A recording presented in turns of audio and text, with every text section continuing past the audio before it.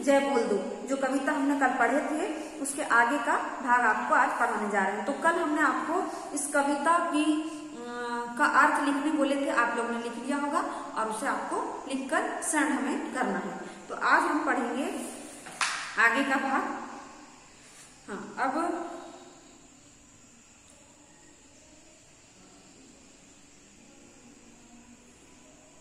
हाँ, अब देखिए हम आपसे कुछ प्रश्न कर रहे हैं, उसको आपको बुक में छांटना है। वे सबसे पहला प्रश्न है, वे जो अपने जान की परवाह किए बिना देश के लिए सूली पर चढ़ गए, है ना।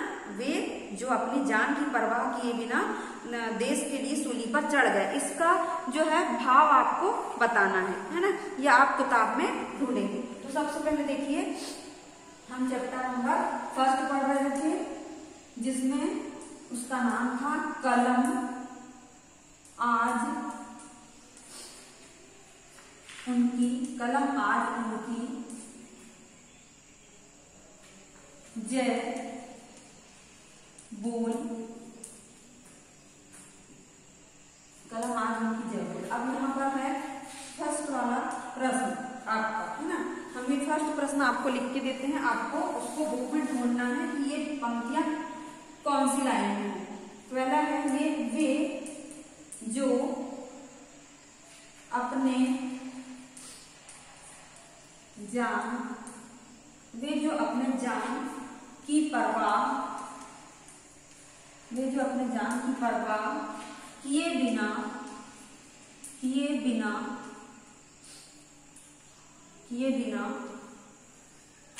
देश के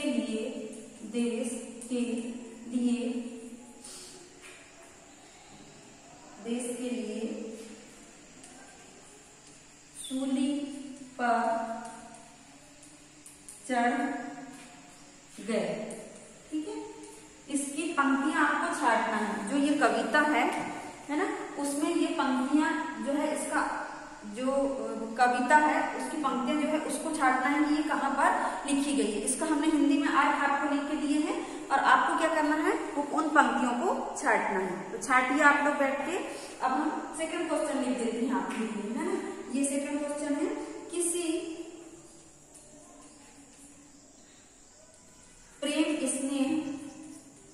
प्रेम स्नेह की अपेक्षा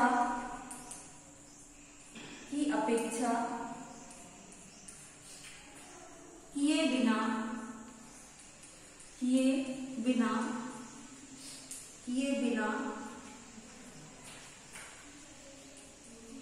हमारा जीवन रोशन किया। ये सेकंड वाला हो गया। अब ये भी पंक्तियां आपको छांटना है बुक में, इस बुक में कि आप ये पंक्तियां कहाँ पर लिखी गई है ना। अब उसके बाद देखिए, आप चाहे तो क्वेश्चन यहाँ से नोट करते जाइए और कॉपी में उसके नीचे आंसर लिखते जाइएगा। अब थर्ड क्वेश्चन है, आजादी मिलने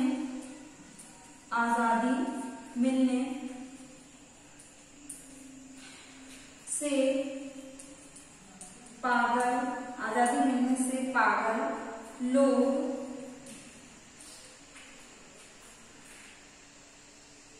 इसके मिलने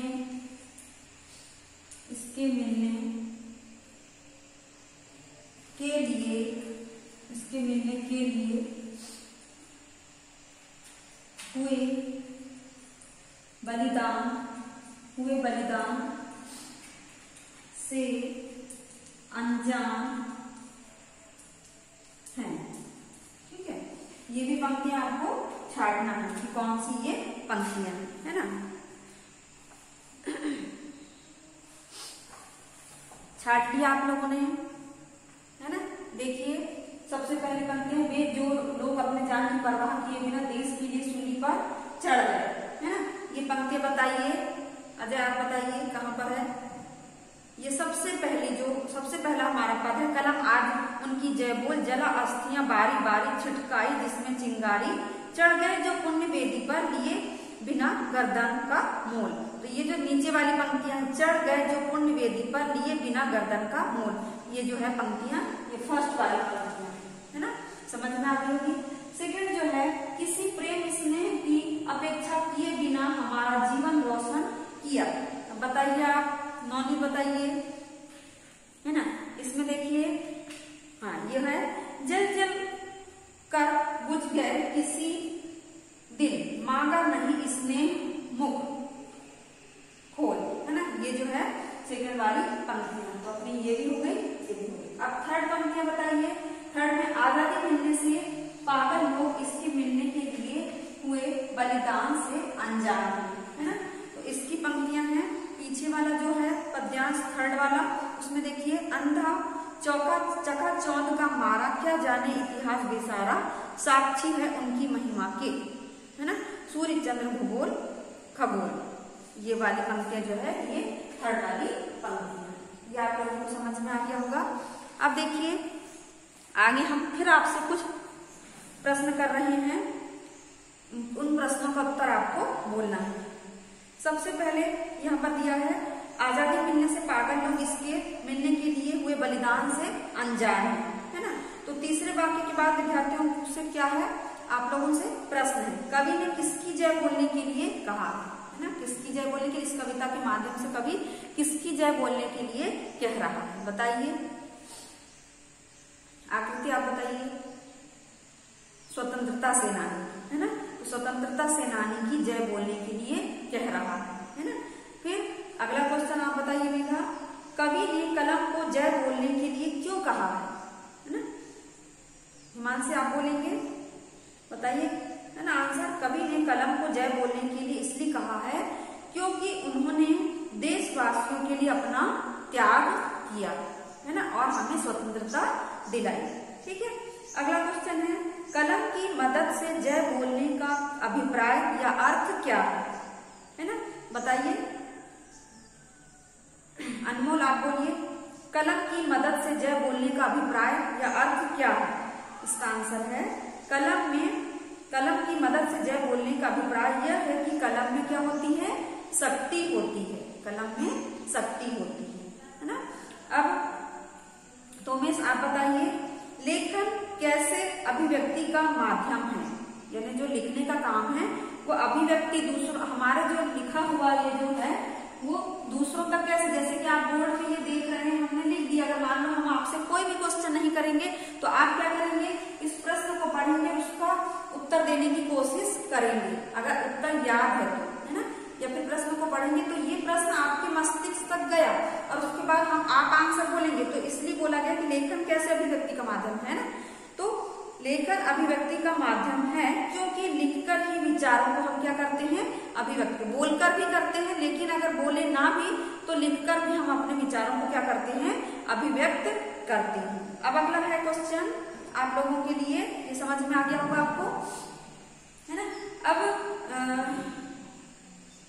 रिया आप बोलेंगे, गाथा लिख देने से क्या लाभ है। गाथा मतलब होता है कहानी, है ना, कहानी ये जो लिखे हैं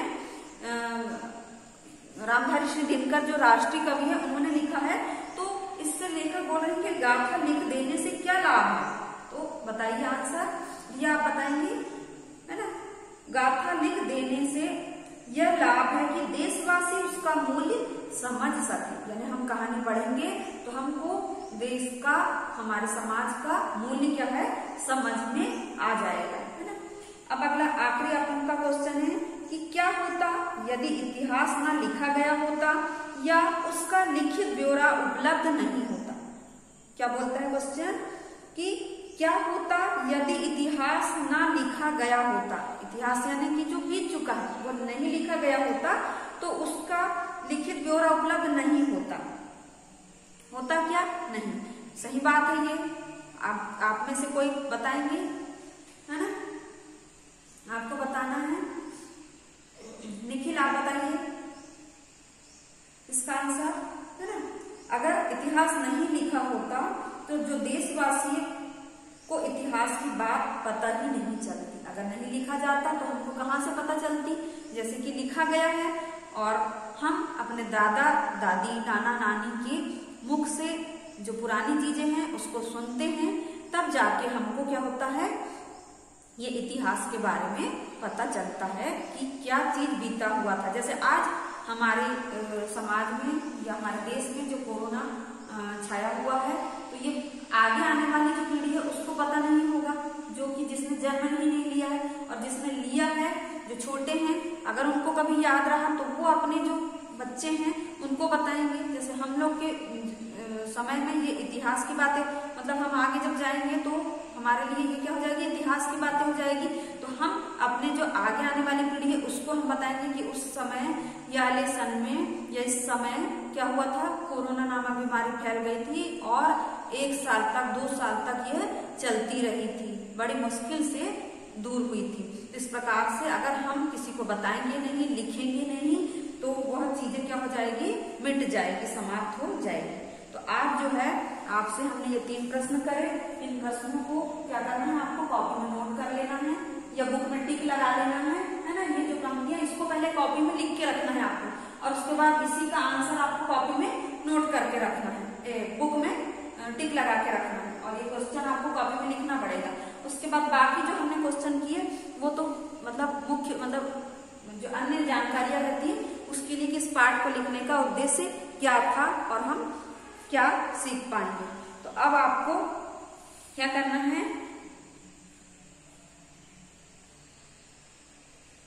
हाँ, अब आपके लिए एक प्रश्न है कि यदि आपको आने वाली पीढ़ी के लिए समाज में हुए कुछ विशेष बदलाव, घटनाओं से संबंधित जानकारी छोड़कर जानी है तो आप किस बारे में लिखेंगे और क्यों लिखेंगे, ये प्रश्न आपको करना है ना। प्रश्न लिख लीजिए कि यदि आपको आने वाली पीढ़ी के लिए समाज में कुछ विशेष बदलाव, घटनाओं से संबंधित जानकारी छोड़कर लिखी जानी है तो आप किस बारे में लिखेंगे और क्यों, है ना। इसका आंसर आप लोग लिखेंगे, नहीं तो फिर हम बता देंगे। हम क्वेश्चन लिख दे रहे हैं आपके लिए यहाँ पर।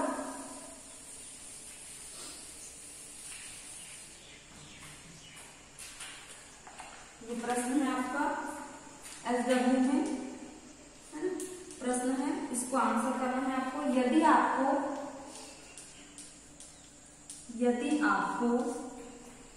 आने वाली पीढ़ी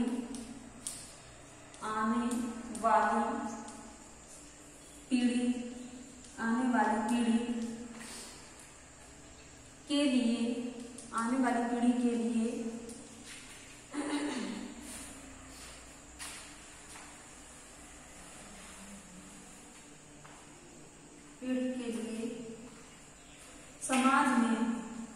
में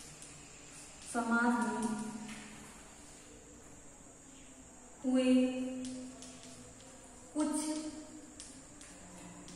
बदलाव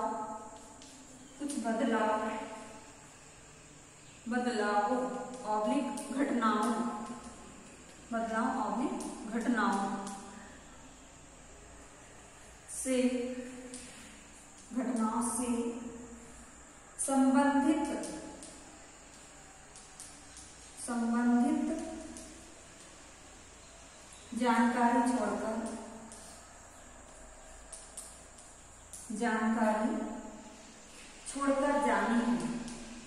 छोड़कर जानी है तो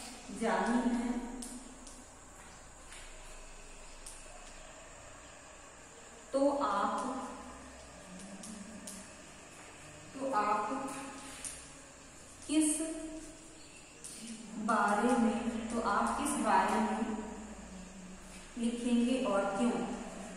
लिखेंगे और क्यों, ये प्रश्न आपको बनाना है। आंसर जो है आपको गृह कार्य भी इसके लिए होमवर्क में करना है। तो बच्चों, आज की कक्षा हम यही समाप्त कर रहे हैं। आप ये होमवर्क करके हमें सेंड करेंगे। धन्यवाद।